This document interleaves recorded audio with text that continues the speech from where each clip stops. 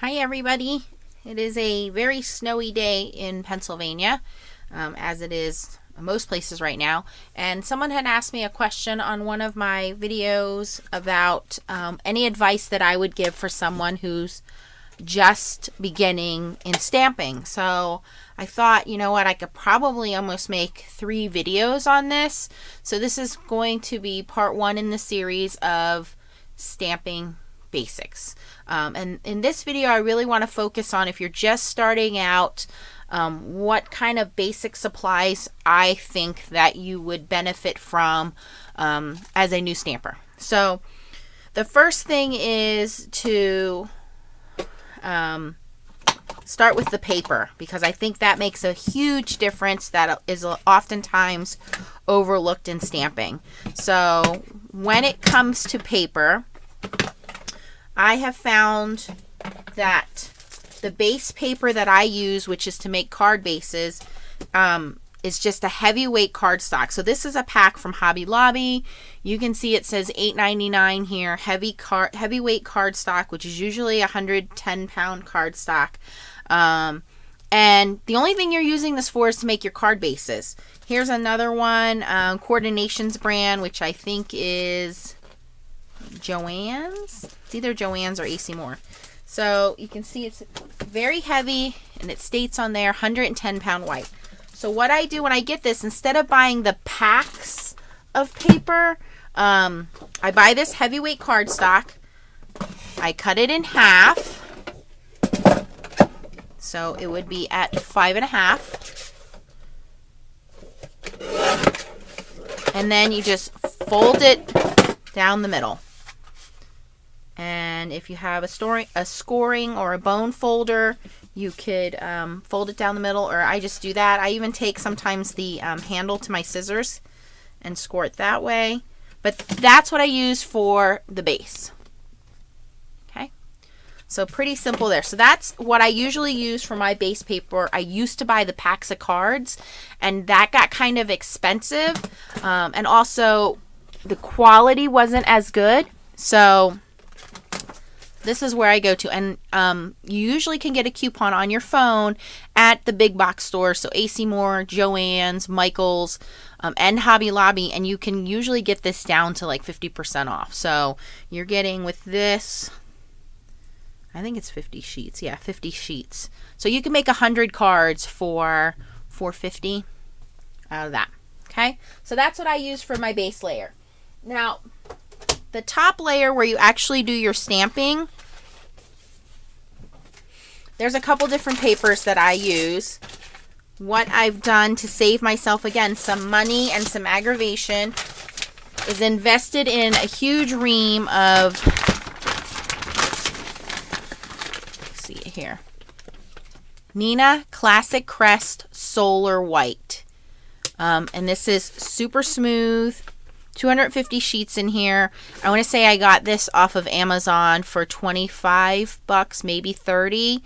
This is what I normally use as my regular stamping cover stock, which is going to be the top cover.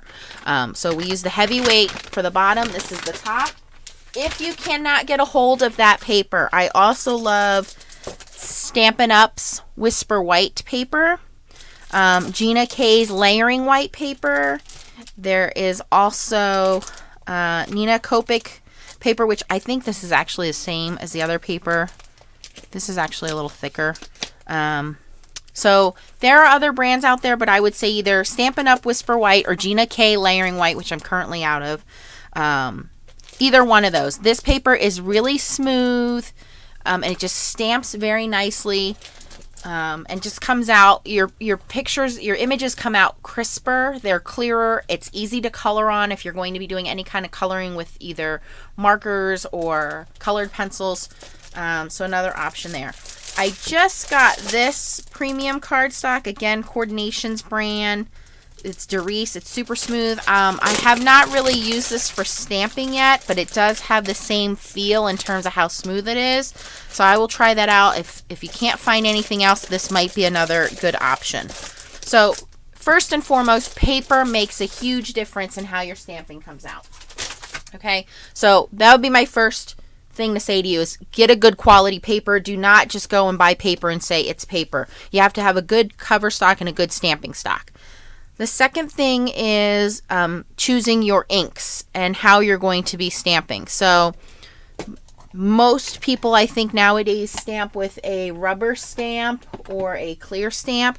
There are stamping blocks by every manufacturer out there. This is called a Rock-A-Block. You probably can get this off of HSN.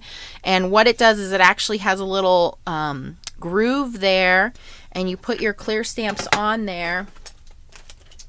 And because it has that little groove, when you go to stamp, it will roll the stamp out. So what this will do is help prevent you from over stamping the area. So this is an option. Crafter's Companion makes these. Like I said, I've seen these on HSN. You can get a set of four or five in all different shapes and colors. So that's one option. You know, there's Stampin' Up. There is Close to My Heart. There's Gina K. There's all kinds of other stamp companies out there. These are the Tim Holtz ones, which are real light and thin, and they have the grid lines, so it makes it easier to line up. Excuse me. So all kinds of different stamp companies out there. You can get inexpensive stamp blocks at, again, the big box stores.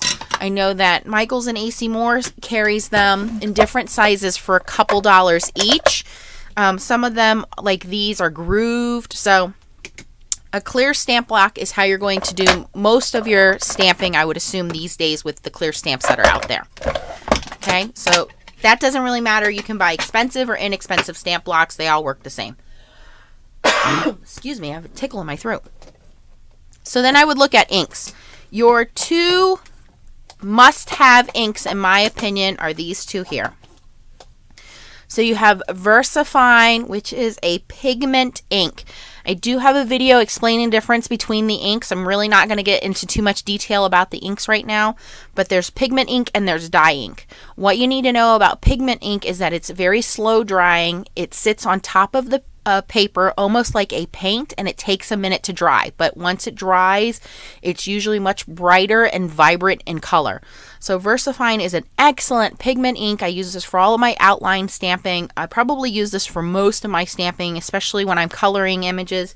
You can set this to dry, and then it will be a permanent ink. So if you're going to be doing any kind of watercoloring, this is a great ink, and you'll see a lot of stampers use this for a number of different things, not just regular stamping and watercoloring, but also for heat embossing, which I will go on to in the next video.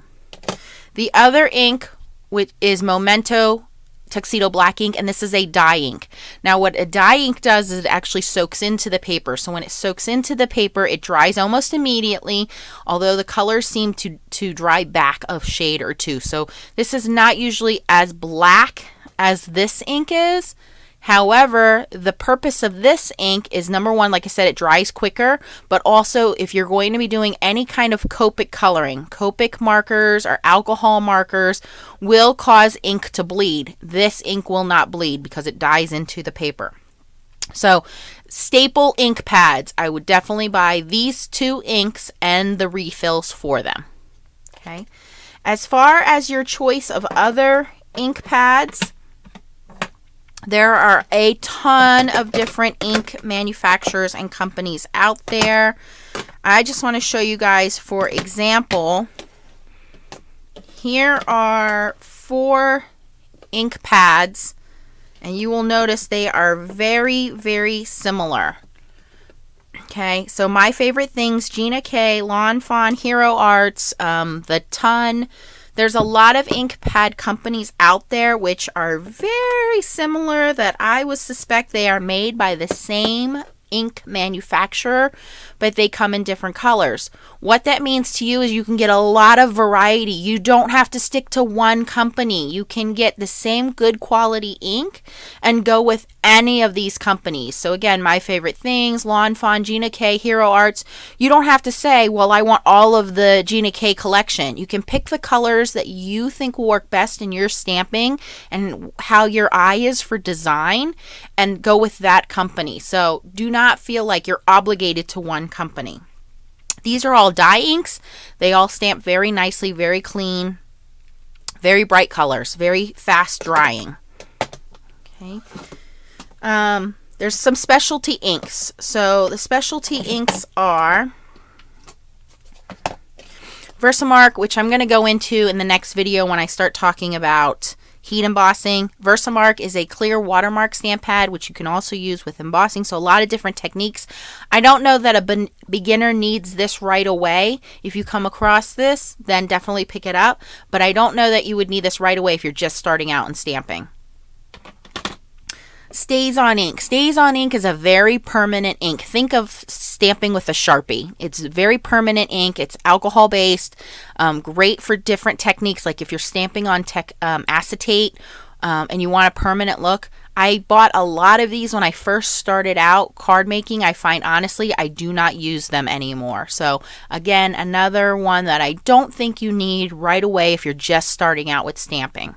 You have to be very careful with this ink. It's advised not to leave this ink on your stamps. It's advised not to use it on clear stamps. You have to clean them right away. It does stain, it is permanent, and it can eat away at your stamps. So be careful with this one. This is my new favorite go-to ink. If you are a beginner, this is the ink I think you should invest in, and I'll tell you why.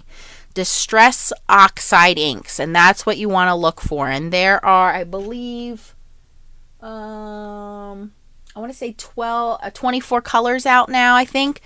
There's more coming out. Distress Oxides is an interesting breed of ink because it is a hybrid ink. It is a combination of a pigment ink and a hybrid ink or a dye ink all in one. So what that means is it will give you bright, vibrant colors, and it will dry fairly quickly, and you can do a lot of techniques with this, such as heat embossing. So if you're just starting out in stamping, honestly, this is the inks that I would invest in. It comes in a variety of different colors. It's very forgiving because it does dry quickly, it does dry bright. And there's a lot of techniques you can do with this, including like watercoloring. So if I was on a limited budget and said, listen, I can only afford to get a certain number, this is what I would start with, guys. You can do backgrounds with this. You can do stamping with it. There's a lot you could do with this. Distress Oxide inks. Okay. On that note of being on a budget, there are a lot of companies that make mini ink cubes. So you can try out their colors and say, hey, is this going to work for me? I subscribe to the Hero Arts kit, and they usually put a couple, 2, 3, 4 little ink cubes in there. And you get just this little ink pad of color, and you can try it out, see if you like the quality, see if you like the color. If you find that you're reaching for this ink a lot, then you might want to invest into a bigger ink pad and a re-inker. But you can get a lot of these little ink pads for what the price of one of these big guys are. Okay, so Hero Arts, Altenew, I believe Gina K has them as well. And here are the regular Distress inks, which now come in the minis. And again, this is a little different. This says Distress Oxide, Distress ink. Do not confuse the two. Distress ink is a dye ink. However, it has a very different quality where it does not do very well with regular stamping. It only does well if you're doing techniques like blending or watercoloring. It does not do well with regular stamping. Distress Oxide does excellent with regular stamping. So two different kinds here. The Distress Oxides do not come in the minis right now. I don't know if they will. The Distress inks come in an oxide and a larger one. But again, two different things that these guys do. If you have the Distress Oxides, you don't necessarily need the Distress ink because these will do what these guys do. These guys will not do what these guys do. It's a little different there. But you can get, again, these come in a 4-pack, so you can get a couple different colors there. Okay. The next thing I would say invest in are some scissors. There's so many different brands out there. The number one brand of scissors I would say out there are these Cutter Bee scissors. And you can see these are the regular ones that are titanium. I've had these for years. They remain sharp. They're excellent scissors. These are the non-stick ones. So if you're cutting sticky surfaces, you can wipe these off very easily. This is a brand made by, I believe it's Tonic. And these are, I think, close to my heart. So a lot of fine point sharp scissors. Now, Tonic and Tim Holtz have geared up and they've made 3 sizes of these shears, the Tim Holtz shears. There's a mini, these are the medium, and then there's a large. These will cut through almost anything. They kind of remind me of gardening shears. The only thing that I don't like about them is that the edge is serrated. So if you are cutting paper, there is a little serrated edge there. So if you're going to be fussy cutting or cutting around your stamped images, I would recommend these right here, the Cutter Bee scissors, and I would invest in the non-stick brand, and they will last you quite a long time. Okay. As far as cutters go, I would recommend the Tim Holtz Tonic cutter. Now, I have several different paper trimmers. So again, just depending on what you're cutting, what size you need, there are all kinds of trimmers out there. Fiskars is a brand I've had for a long time, but I find over time the Fiskars blades need to be replaced more often. Here's a little sliding one. I didn't like this one because it would move, so my edges were not completely straight. This is a Cutter Ped one. I don't know if they still make this one, but this is on a rolling. The blade is actually a round blade, and you have to take this blade out and replace it so often.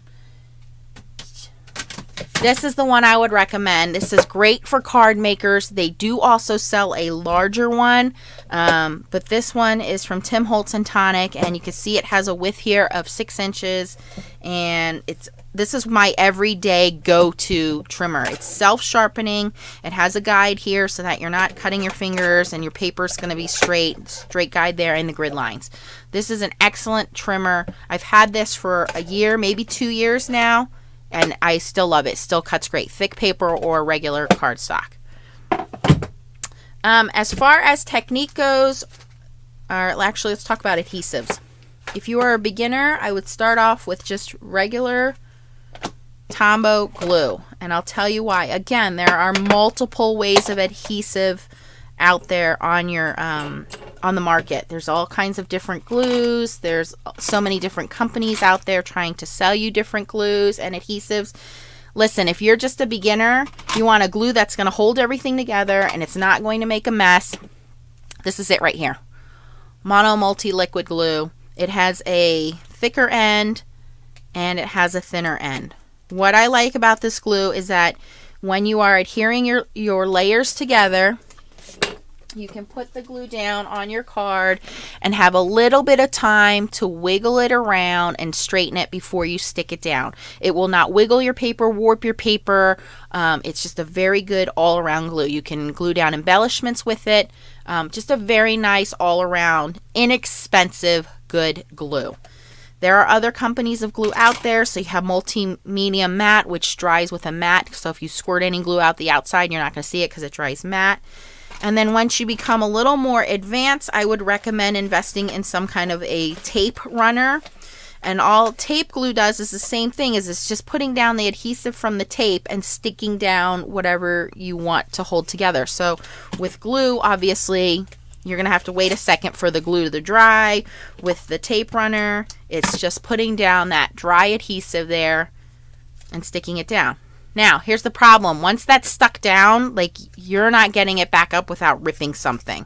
So I would wait to get a tape runner until you're more comfortable with how you're gluing your projects together. Or I would get a dot runner. There are many companies that make runners. I just picked this up at Walmart today. $1.94 for the runner, $1.94 for 2 tape runners, refills. And they sell this in a permanent or a temporary dot runner. And a temporary dot runner is nice because if you make a mistake, you can usually use your fingers to rub it off. This is the Tombow Extreme, which is like super tape. Once you stick something down, it's not coming up. So, but if I were a beginner, I would just start with that Tombow glue. I wouldn't worry about getting a tape runner right away. As far as embellishments, there are different embellishments that glues you can use for embellishments. Again, there's glue, there's glue dots. Glue dots are nice because they are just exactly that. You guys have opened up like cereal boxes and stuff, and there's that little piece of glue on there, and it rubs right off. That's what glue dots do. It's just adhesive, and it comes in minis, in craft, memory book, vellum, all different ways of using adhesive there. Okay. Some other things that you might want to invest in as a beginner would be a ruler or T-ruler, a mono eraser, because this will help to kind of buff out or erase any mistakes you might. This is a mono sand eraser. I picked up a 2-pack at Blick Art Supplies. These are inexpensive, and it's basically sandpaper in eraser form, and when you make a mistake, it'll just erase it out for you. A sponge.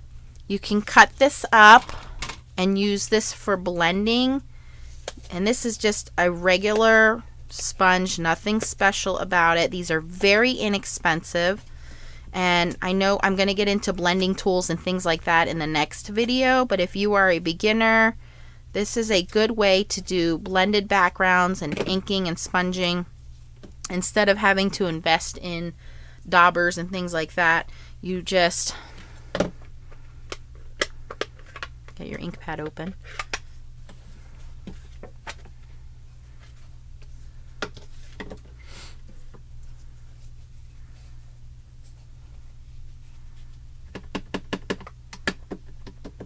And you're just going to blend that in. So you can do a number of different things here without having any kind of special tools, but these sponges are inexpensive. You can get a whole bunch and you can do a whole bunch of different colors with them. You don't have to wash them in between use.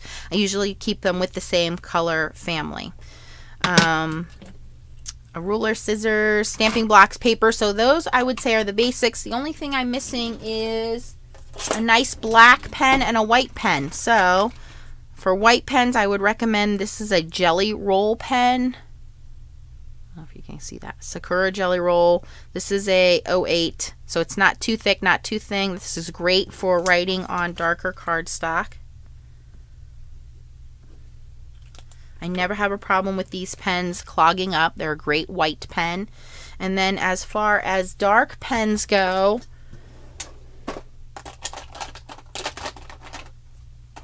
I have two that I reach for most often. I can't find the other. Oh, there it is. This is the American Crafts Precision Pen. This is great for writing in your journaling. Again, very smooth black pen. The other one that I like is the American Crafts Slick Writer Pen. And again, this will write on almost anything. This one's drying out, actually. But great pens. This is a Tim Holtz Pokey Tool. Comes in handy every once in a while. And this is a Tim Holtz Distresser, which you can distress the edges. You can also use an old nail file for this.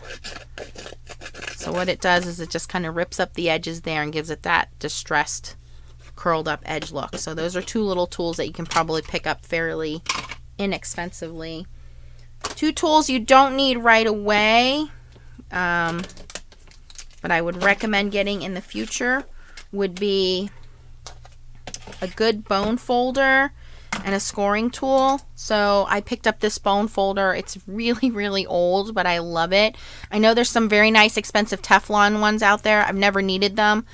This is a little mini score buddy. And again, this is something I would recommend as you advance in your stamping and card making. All you do is you take your paper once it's scored, put it in here, mark where you want to score it. So a traditional card would be scored at 4 1/4. Score this, fold your card down, and then it comes with a little tool that fits right in there. There you go. And this is called a score buddy. It's a little guy. So those are some tools too. And also a glue pen, Zig glue pen. This is a tiny little nib on there, almost exactly like a pen, and it comes in handy when putting on small embellishments. Okay guys, so this video went a little longer than I expected. In the next video, I'm going to talk about, as you advance in your stamping, more advanced techniques in terms of ink and supplies like heat embossing and using other machines. But as far as basic stamping goes, I think your basic tools would be ink pads, good quality paper, a couple of sponges, eraser, a couple of pens, some stamping blocks, and start looking into ink colors that you enjoy using. You don't have to have every color of the rainbow. You know what your design eye is on what you like. If you like florals, if you like antiques, those are the things you want to look at in terms of what kind of ink colors you want to buy. So I will be posting this video and then making another video advancing into the next level of stamping once you think you've progressed past basic stamping. Thanks for watching, guys, and keep on stamping.